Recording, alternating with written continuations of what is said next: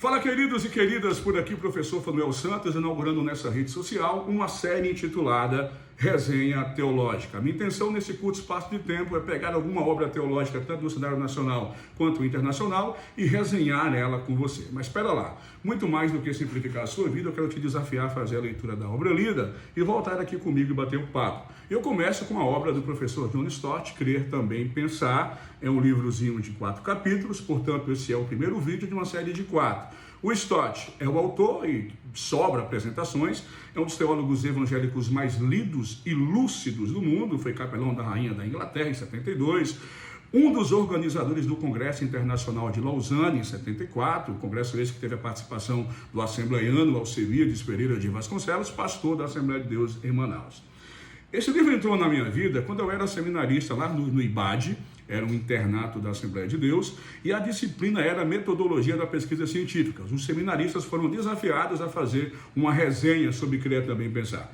E o que causou a discussão, cara, não foi tanto no polo teórico, não no polo metodológico, foi no polo teórico. Porque nesse livro, o John Stott ele causa uma explosão intelectual naqueles que acham que o cristianismo é uma religião anti-intelectualizada. Não, ela não é super-intelectualizada, mas ela também não é um suicídio do intelecto, como diz o Rudolf Bultmann e como diz o Max Weber.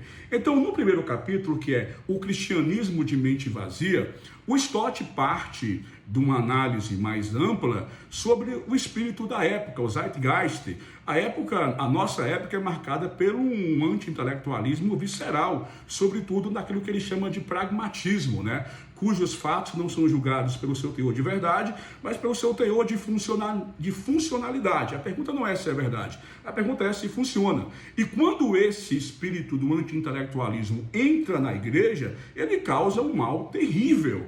E aí ele elenca alguns grupos que nas suas atividades, que sejam práticas ou litúrgicas, têm deixado de lado o uso da mente.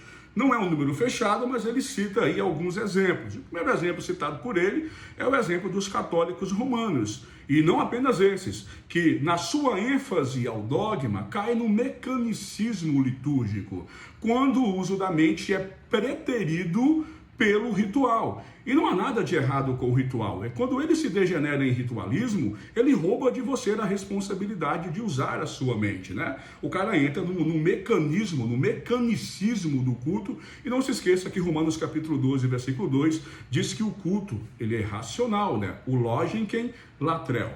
Um segundo segmento apontado por John Stott é os dos cristãos radicais, aqueles que dão muita ênfase tão somente à ação social.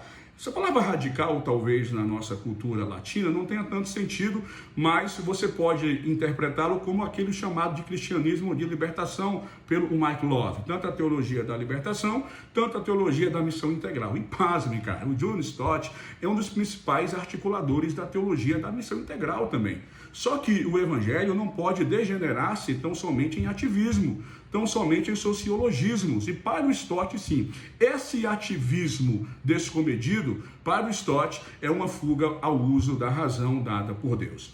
E o terceiro segmento elencado por Stott é o dos pentecostais, que na ênfase no carisma, no dom, na contemporaneidade de dons, e eu como pentecostal acredito piamente na contemporaneidade dos dons, você não pode achar que os dons eliminam o uso da razão. A doutrina não importa, o que importa é tão somente a experiência.